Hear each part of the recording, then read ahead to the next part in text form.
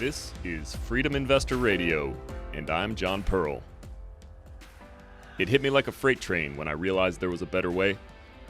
When I discovered that I could take my future into my own hands.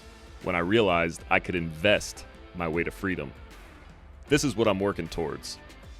In each episode of Freedom Investor Radio, we will explore the tactics and strategies used by the top real estate investors and entrepreneurs in the nation. We will learn how you can start investing your way to freedom and take control of your life. Thanks so much for tuning in.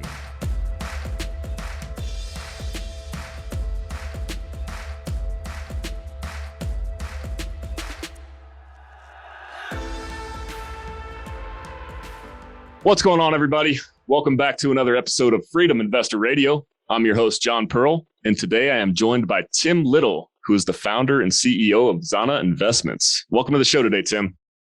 Hey, thanks for having me, John. Yeah, absolutely. So Tim and I, we met in Orlando back in November, and Tim is also a veteran. We connected and talked about the military a little bit. So before I go too much further, Tim, I'm going to pass it over to you. Why don't you tell us a little bit about yourself, what you're doing now, and how you got there? Sure. So what I'm doing right now, I am an active real estate syndicator. So buy and sell apartment buildings, help people, put their money to work so that they can, like you always say, reach financial freedom. How I got there is, I would say, baby steps, right? So like a lot of folks, started off with a single family home. I was what we call an accidental landlord, had a house that I wasn't living in, so rented it out, but really didn't consider that an investment. It was, something I was doing because it was empty and I needed the income, but it wasn't intentional. So I really got into real estate during probably the worst time possible. 2005, 6, started buying all the books, going to conferences and was getting super hyped, and then everything fell apart. So luckily I wasn't one of those folks who, had 10 houses under my belt at the time. All I had is that one that used to be my primary residence. So got off pretty unscathed there. And that was about the time that I was coming off of active duty service, and went to grad school after that to get my MBA in international business degree. So kind of let real estate fall to the wayside for a bit. I figured, I'm a poor college student again, so I can't afford to do that stuff. All those mental blocks that a lot of people have. And then it wasn't until I had that steady W-2 job again, where I was making a little bit of money living in DC, where I rekindled that real estate passion and said that, hey, this is what I want to do. I want to at least start making some extra money on the side and, build it for the long term. So I knew right off the bat that I didn't want to go to single family. It was just a risk mitigation thing for me. If you have a single family and it's empty, that's 0% occupancy and 0% income coming in. So I knew at minimum I wanted to do small multifamily, 2 to 4 units. And that was also based on what I thought I could afford at the time. I didn't really know apartment syndications were a thing. So bought a duplex in Richmond, Virginia, because it was prohibitively expensive to buy in DC. So got a duplex down there, super cheap. Held on to it for a few years. It was cash flowing fine, but it had issues like anything. You're paying 10% off the top for a property manager because it's out of state. You also have problem tenants. My first tenants weren't paying from the moment I inherited them and took off in the middle of the night one time, leaving everything in the house. So that was my intro into being a real estate investor, was paying a couple $1,000s to clear out the place and get it ready for a new renter. So then it was only a little later on that I went to a conference that just happened to talk about multifamily. And then I think I started hearing it a little bit more in podcasts that I was listening to. And I was like, okay, this is interesting, but I really needed to know more about it. So went to a conference, like a lot of people do, and it kind of opened my eyes, right? Because I, like a lot of people, had done the math to see how many of these duplexes or triplexes do I need to hit my financial freedom number, to replace my W income, W-2 income. And it was a lot. And I was like, that's just not sustainable, buying, 50 duplexes or whatever the number was. Besides the issues with the lending side and the caps on that, everything else. So I was like, okay, maybe we're gonna pivot here. And I held on to that Richmond property, and then eventually did a 1031 exchange of that into a triplex to Florida, where I'm living now, and self-managed that for a bit. That's another story. But I really saw that the multifamily syndication as the route that made the most sense for me. So, started looking at it, doing more research, and then decided like, okay, the best way to learn about this is to do it myself. And I became a limited partner, an LP in a deal. And so I was a passive investor, and I did that right before I actually went on a deployment to Kuwait and Iraq. And that I saw as a way to learn while I earn, right? This was a way for me to learn a lot more about multifamily syndication without necessarily throwing down, 20, 30 grand to a guru, mentor, whatever you want to call them, in order to do that. In this way, I was able to ask all the questions I wanted because I was putting money into the deal, right? I was the customer, essentially. So it gave me that ability. And so, while I was sitting in Baghdad, I got my first distribution check. And that was like the true light bulb moment, that proof of concept that people talk about, where you're like, okay, this is a real thing. Like, I'm not gonna, it's not a ripoff. It's not a scam. I threw down 25,000, which was a significant amount of money for me, although not necessarily so in the multifamily syndication world. And I saw that it was real. So that's when I decided, like, hey, I think I want to do this myself, and I want to show people that this is a real thing, because I didn't know about it until I did. And I think that's the case for most people. They have no idea that there are other options other than, stocks, bonds, cryptos, etc. And so basically, I was on orders, active duty orders, for a few more years, but I knew that I was going to have to come off those orders. And, I made a deal with my wife that, hey, let me use that time, instead of going out and getting that nice, safe W-2 job again. Let me use that time to go ahead and start building the foundation for that real estate business. And if after, 18 months, 2 years, I don't have it off the ground, okay, I'll go get the W-2 job. But, hopefully it won't resort to that. We're about a year in. So that's great. That's where we are now. Yeah, I love that. That's I want to point out one thing you said there, that you had the faith in yourself and the knowledge that if this venture doesn't work out, you'll still have plenty of options out there, and you can still go back to that W-2 job. You can still go find a W-2 job. And on the note of the W-2 job, another thing that stood out to me, you mentioned you got really interested, and then the crash happened when you were younger, went to college, got a W-2 job, and then the light bulb kind of came on. Was that light bulb due to the fact that, okay, you got some expendable income coming in now? Or is it the fact that, hey, this W-2 world, I don't have the freedom that I thought I would have, and I want to be more in control, and real estate is a way that I can get that freedom? Yeah, so I think it's a little bit of both, right? I continue to educate myself, listening to podcasts, reading books.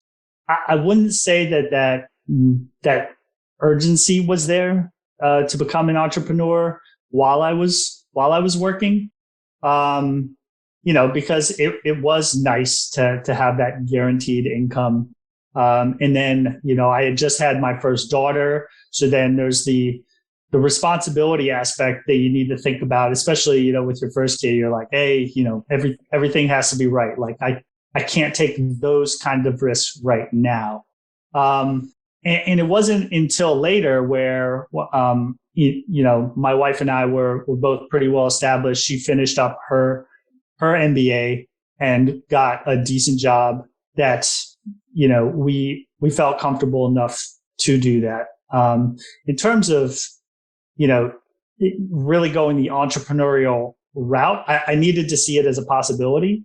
And so I needed to kind of get the groundwork going while I still had that W-2, start getting the partnerships, finding deals.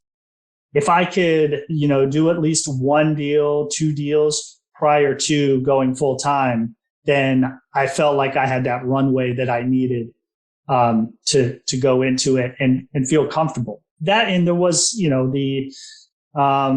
the urgency from the sense of, what do I really want? I mean, yeah, I could get a job that I work 9 to 5 and I'm gone from the house, and maybe I have a 30-minute commute each way. But then now I have 2 young daughters. How often am I actually going to see them?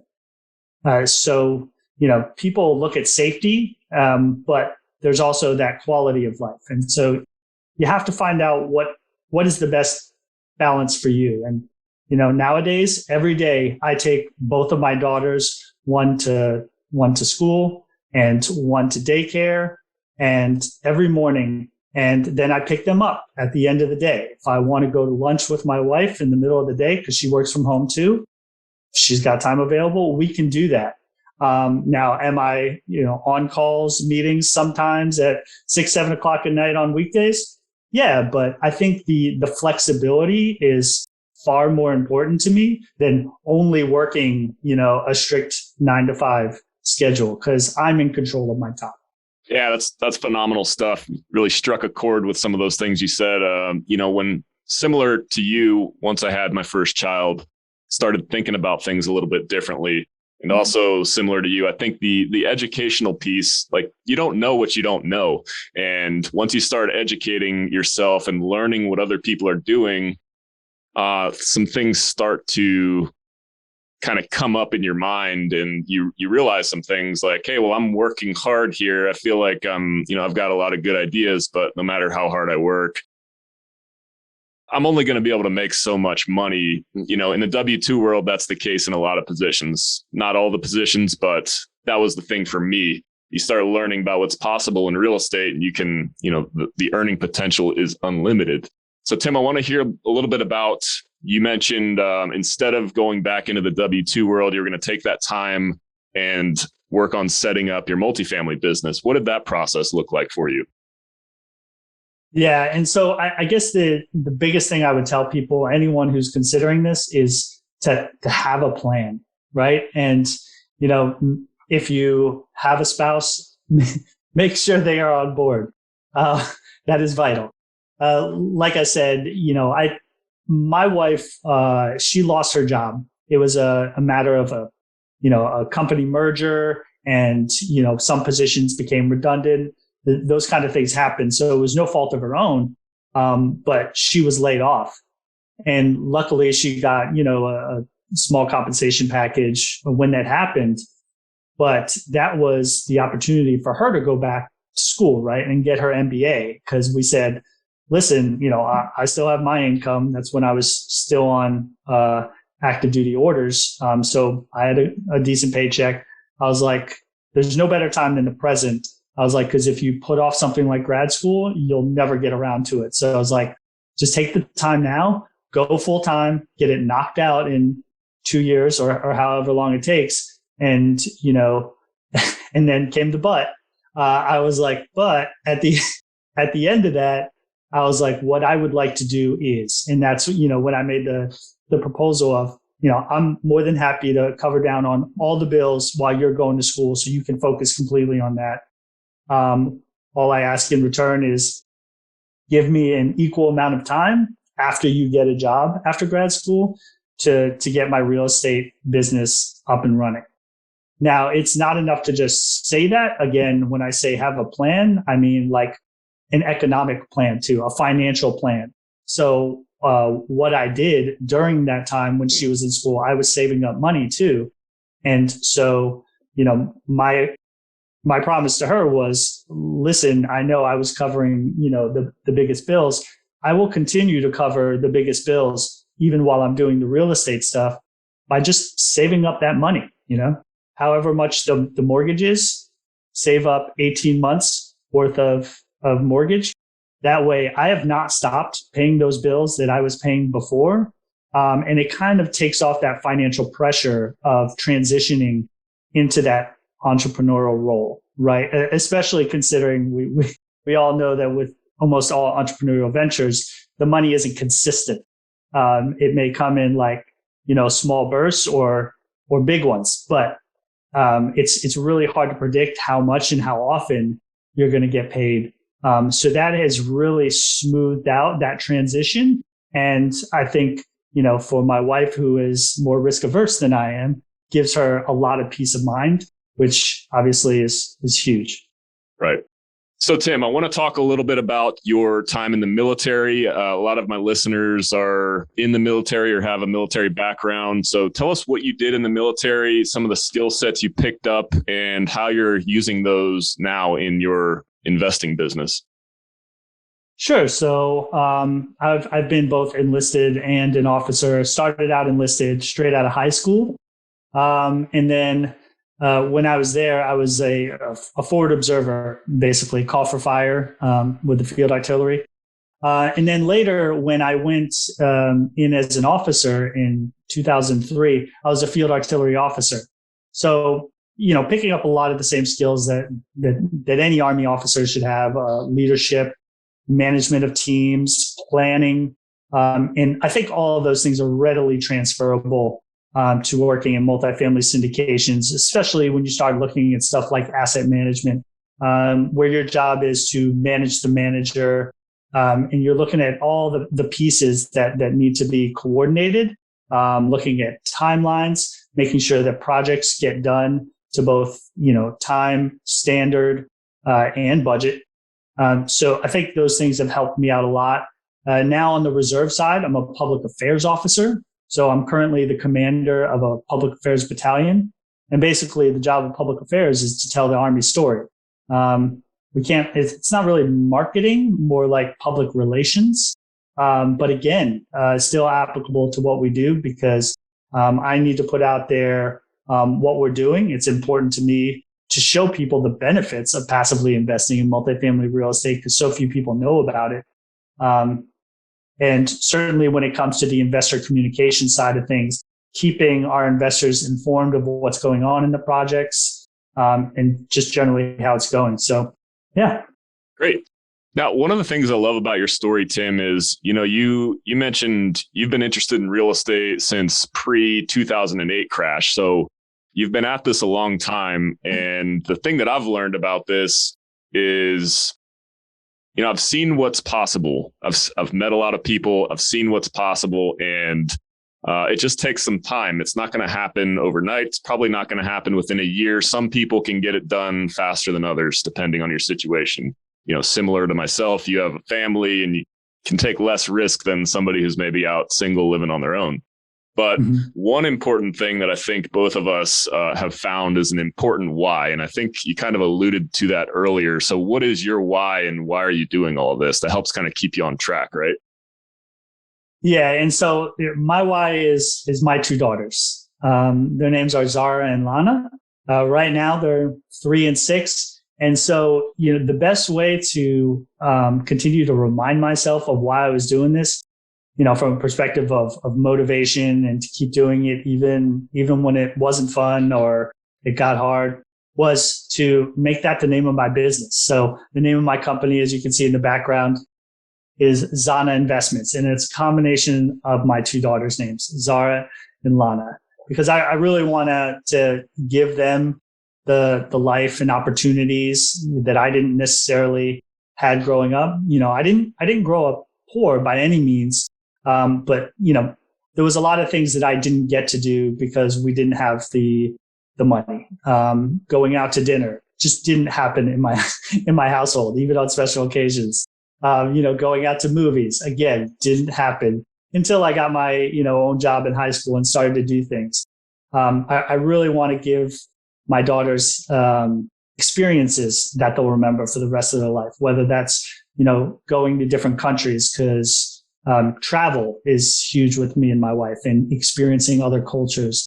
But more than that, just showing them what is in the realm of the possible when it comes to finances and your jobs, and not just having them assume, like I did, that you have to go down this rigid path of go to school, get good grades, go to college or the military, then get out, get a good W-2 job, expect to get your, 5% raise every year or two, and then keep slowly climbing your way up this corporate ladder. It's not the only way. And the only way that they're going to realize that is if someone is there to tell them that there's alternatives, but more importantly, to show them. So that's the biggest thing for me, impressing upon my daughters through actions what is in the realm of the possible. Right. Leading by example. I have my kids are similar in age, and I'm always curious to hear what other like-minded individuals are doing with their kids. Do you do anything special to teach them the ways, the alternate lifestyle of, creating, being an entrepreneur, learning how finances work? Any tips and tricks you can share there? Yeah. And so, I mean, it's tough at this age, right? The 3-year-old, it's hard enough getting her to stand still for a second. With the 6-year-old, it's really a matter of talking to them. Like I don't dumb things down for them. I know, a lot of parents that do that. And I'm like, listen, if you just talk to them like they're little people, like she'll just ask, what does that mean? And I'll explain to her that. And so I'll just keep using words that she doesn't know, and she'll just keep asking what it means. Eventually she's going to learn what all those words mean. And, I tell her, hey, daddy buys and sells apartment buildings. And so I just continually talk to them. And even if they only get 30% of what I'm saying, that 30% is going to build over time. And the concepts will start to make sense to them as they get older. And they'll start to see what I'm doing. And, definitely once they're old enough, say 16 or whatever the right age is, start taking them to some of these multifamily conferences so that they can really start getting knowledge dumped on them, whether they like it or not. Yeah, get them out of their comfort zone a little bit, right? So one thing you've mentioned quite a bit this conversation is syndication. And I want to just clarify for any listeners out there, if you're not familiar with syndication, that is when a group of people pool their resources, their money together to purchase a larger asset that is more efficient and generally cannot be purchased by one single investor on their own. So in a syndication, there's the general partners who put the deal together, and then there's the limited partners who are the passive investors. And what Tim's saying is he started out as the passive investor, limited partner. Now he's on the general partner side. So with the macro space, the economy being what it is right now, what are some things that some worries that you're hearing from potential passive investors that are happening right now that you maybe have an alternate perspective, and why you're still bullish ultimately on investing in multifamily? Yeah, absolutely. And we're seeing this, right? As we try to raise capital, I think people are just kind of frozen with fear right now. And yeah, I was at an event yesterday. It was the state of the market for Tampa. And, Tampa, as you know, is one of the hottest real estate markets in the US. And the economist was going over the numbers, and he was saying that, basically a lot of millionaires right now, high net worth individuals, are just holding their money in cash because they don't know what to do with it. They're looking at the stock market, which, has gone down significantly. And, for the few that are invested in crypto are seeing the same thing, obviously on that side. And so they're just paralyzed with indecision, and they're keeping their money in cash, which right now is probably one of the worst things you could do, given the rising inflation rate. The value of that cash is literally evaporating right now. So for anyone who would, say, well, I don't know, real estate sounds a little risky, I would challenge them to say, what is a better option? Because you can look at any chart and see that in terms of assets, real estate is very, and I don't want to say the R word, but recession resistant. So if we did go into a recession, it's not nearly as volatile as those other assets and not as sensitive to it. The dips are much less extreme, and the upside may be less extreme too. But I'd rather have that slow build than have the stomach churning ride that we have right now that we're seeing with, again, stocks and crypto. Right. And I think one of the biggest concerns I'm hearing amongst folks out there when it comes to real estate is this going to be like 2008? Is it going to all come to a crash? And the main difference between what's happening now and what was happening then is there is an extreme shortage of housing on the market, and affordable housing at that, versus in 2006, 2007, there was an abundance and oversupply. There was not enough buyers to fill all those houses. And with the current space being that there's a shortage of affordable housing, a lot of folks aren't able to afford to buy a house. So that's pushing them into the multifamily space, and multifamily vacancies are at a 20-year low right now. I think just above 2%, which is unprecedented. So that's why I think Tim and I are both extremely excited about multifamily as a safe place to put our money in the years to come. But it's not all rainbows and sunshine. So what are some of the biggest challenges you've been facing in the multifamily space as of late? Sure. Yeah. Don't get me wrong. The rising interest rates are having an impact, right?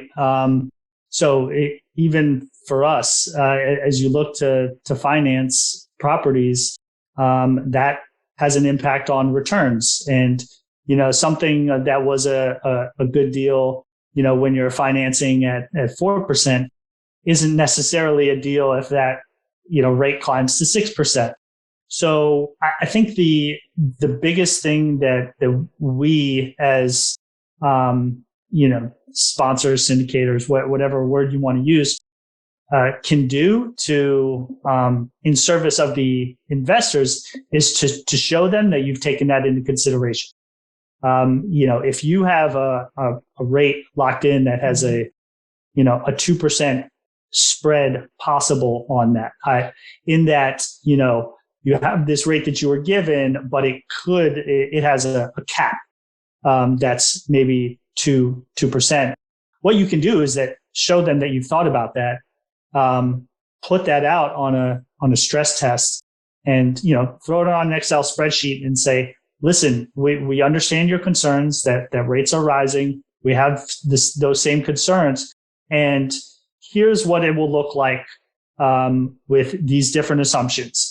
At the current rate, if it goes to this, if it goes to this, and if it goes to this, and these are what your expected returns will be within all those different scenarios, and it still makes sense.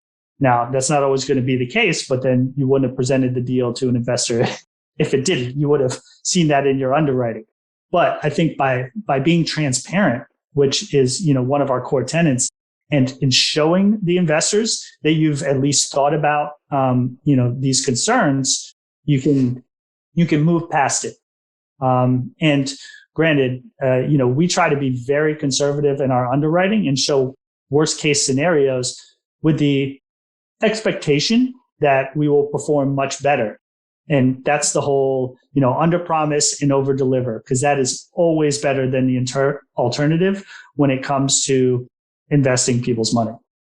Right. And I think just, maybe we're not going to see the, 20+% average annual returns that we've seen for the past, 7 or 8 years or longer. But, who's to say, what's wrong with a 12% average annual return? That's, very realistic. And maybe there's not as many of them out there, but we just have to get more selective and underwrite more deals until we do find them. So we stick with our criteria, and, maybe they're fewer and farther between, but they're still out there. So Tim, got time for a couple more questions. In fact, we're already over time. Apologize about that. But, hey. I know you're a humble guy, but I want to hear what to this point has been kind of your secret sauce to get you through, swimming upstream as you're getting out of the W-2 world, kids, family, competing priorities? What's made you successful up to this point? Yeah, so I'd say relationships are the biggest piece of it. I would not have been able to do the deals that I've done, gotten to 357 units, 40 million assets under management without having good quality partners that I want to continue working with. Because these relationships are not one and dones, right? Like when you do one of these deals, you're holding that property for, anywhere from 3 to 7 years. So you have those partners for 3 to 7 years, and you need to work well with those people. So I think, meeting the right people, educating myself, and continuing to do so. And then just I guess being realistic is the best way to put it. Some people, come into this business, starry-eyed, thinking that it is kind of a get-rich thing, and it's not. This is a long game, and so it's easy to get frustrated, in that first year or two, when you're not making millions of dollars like the gurus say you will. You just have to be patient, keep going, and remember that this is a long game and that you're building it up over time. And have a 1 year, 3 year, and 5 year plan. Stick to it, but manage your own expectations, because then you won't get frustrated if you're not seeing these amazing results, that you might have been promised, in that first year or so. Yeah. And on that note, that kind of leads into my last question that I ask all of my guests. A little bit of background if you're a new listener. So I work at Diablo Canyon Nuclear Power Plant that is closing down in 2025.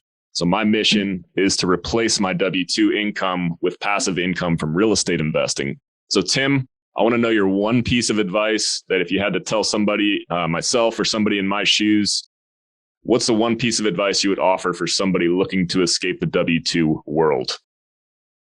Yeah, and I hit on this a little bit earlier, but I think it's worth reemphasizing that it's have a plan. And it can't just be your plan if you're doing this with someone else. Your spouse or significant other, whatever the case may be, has to be on board with it as well, because it's a give and take. And it's not just a notional plan. Like, you have to commit time and funds to that plan. Like I said, I didn't burn the boats and, quit my W-2 and start doing this full time. I literally saved up the money to continue to pay my highest bills, the mortgage, the childcare, etc.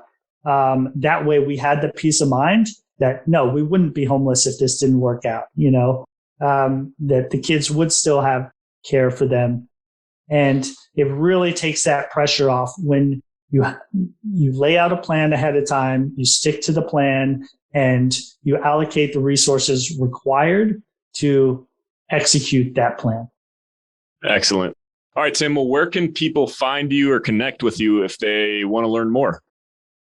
Yeah, I'm super active on LinkedIn, so please find me there, Tim K. Little.